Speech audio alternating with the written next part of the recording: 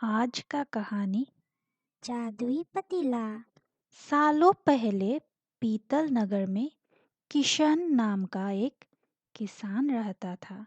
वो गांव के एक जमींदार के खेत पर काम करके किसी तरह अपना घर चला रहा था। पहले किसान के भी खेत थे, लेकिन उसके पिता के बीमार होने के कारण उसे अपने सारे खेत बेचने पड़े। मजदूरी में मिलने वाले पैसों से पिता का इलाज कराना और घर का खर्च चलाना मुश्किल हो रहा था। वो हर दिन सोचता कि कैसे घर की स्थिति को बेहतर किया जाए।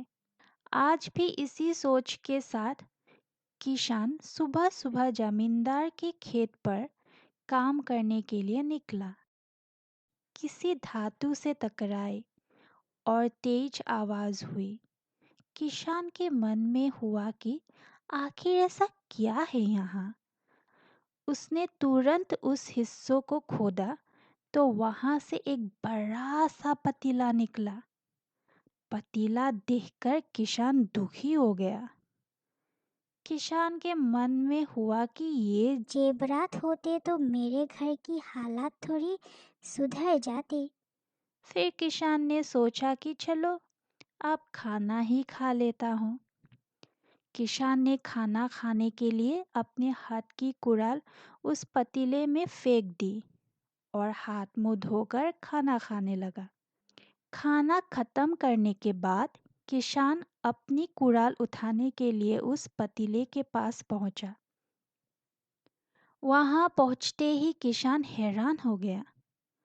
उस पतीले के अंदर एक नहीं बल्कि बहुत सारे कुड़ाल थे। उसे कुछ समझ नहीं आया। तभी उसने अपने पास रखी एक टोकरी को भी उस पतीले में फेंक दिया। वो एक टोकरी भी पतीले के अंदर जाते ही बहुत सारी हो गई।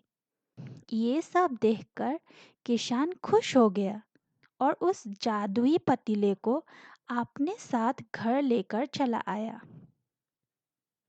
वो हर दिन उस बर्तन में अपने कुछ औजार डालता और जब वो ज़्यादा हो जाते तब उन्हें बाजार जाकर बेच आता। ऐसा करते करते किसान के घर की हालत सुधरने लगी। उसने इस तरह से बहुत पैसा कमाया और अपने पिता का इलाज भी करवा लिया। एक दिन किसान ने कुछ गहने खरीदे और उन्हें भी पतीले में डाल दिया। वो गहने भी बहुत सारे बन गए। इस तरह धीरे धीरे किसान अमीर होने लगा और उसने जमींदार के यहाँ मजदूरी करना भी छोड़ दिया।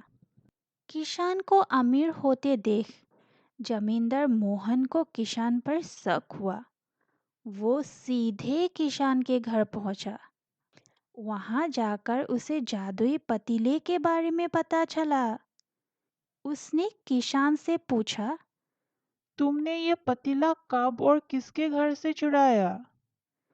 डरी हुई आवाज में किसान बोला, साहब, ये पतीला मुझे खेत में खुदाई के समय मिला था। मैंने किसी के घर से चोरी नहीं की है।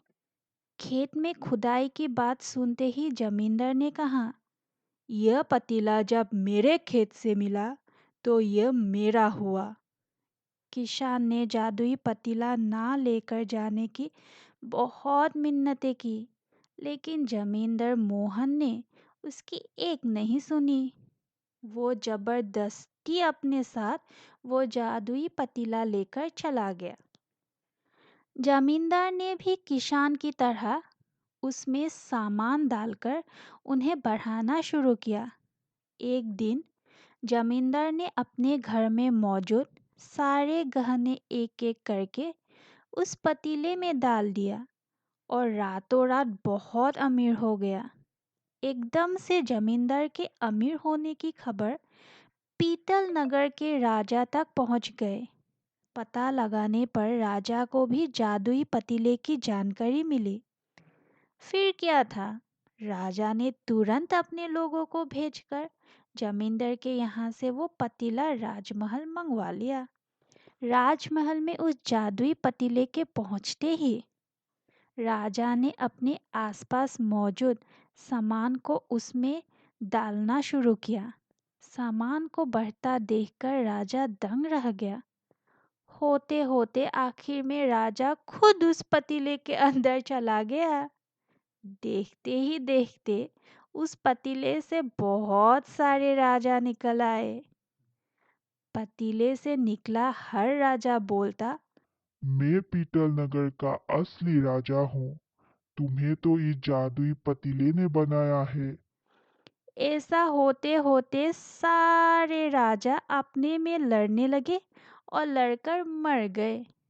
लड़ाई के दौरान वो जादुई पतीला भी टूट गया। जादुई पतीले के कारण राजमहल में हुई इस भयानक लड़ाई के बारे में नगर में सबको पता चल गया।